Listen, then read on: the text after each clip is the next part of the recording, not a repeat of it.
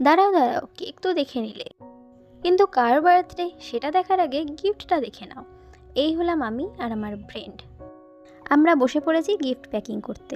তো প্রথমেই আছে একটি সুন্দর নেভি ব্লু কালারের চুড়িদার, সাথে টিপ, একটি সুন্দর ইয়াররিংস, সাথে চুড়ি, একদম পুরো ম্যাচিং করে কিছু কিউটস ক্লিপস, আর আছে একটি ম্যাচিং নেল পলিশ, একটি ম্যাচিং ক্লিপ, আর আছে একটি খুব সুন্দর ব্রেসলেট যেটা আমারও খুব পছন্দ হয়েছে, আর সাথে এতগুলো চকলেটস। সবগুলো সাজানোর পরে এত সুন্দর লাগছিল, আমি তো একটা পিকচার নিয়ে নিয়েছিলাম। তারপরে বাজার থেকে একটা নীল কালারের র্যাপিং পেপার এনে বক্সটিকে র্যাপ করে নেওয়া হচ্ছিল।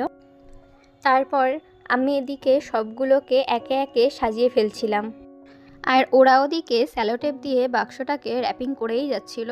আমার সাজানো হয়ে যাওয়ার পরে ওদের এখনও হয়নি। লাস্টে ওরা না পেরে আমাকে বলল যে তুই কাজটা কর। হাতে টাইম কম থাকার কারণে কাজটা আমাদের খুব তাড়াতাড়ি কমপ্লিট করতে হচ্ছিল। আর এদিকে আমাদেরকে মিস লতিকা জ্ঞান দিচ্ছিল, কাজটা এইভাবে কর, কাজটা ওইভাবে কর, কাজটা এইভাবে কর, না না ওইভাবে কর। তারপরে আমরা যখন কাজ করছিলাম তার ফাঁকে একটুখানি সে স্টাইল মেরে নিল। তারপরে আমার মা আবার গরমা গরম কিছু স্ন্যাক্স নিয়ে হাজির। তো আমরা সেই স্ন্যাক্স সাইডে রেখে আবার কাজে মন দিলাম। আর এইভাবে বক্সের ওপরে লাভ শেপ করার আইডিয়াটা ছিল আমাদের মিস লতিকার। তবে জানা ছিল না এটি বানানোর পরে কেমন লাগবে, তবে কমপ্লিট হওয়ার পরে খুবই সুন্দর লাগছিল। তোমরা যদি জানতে চাও বার্থডে কার এবং বার্থডেতে কী কী হয়েছিল, তবে নেক্সট ব্লগে সাথে থাকবে।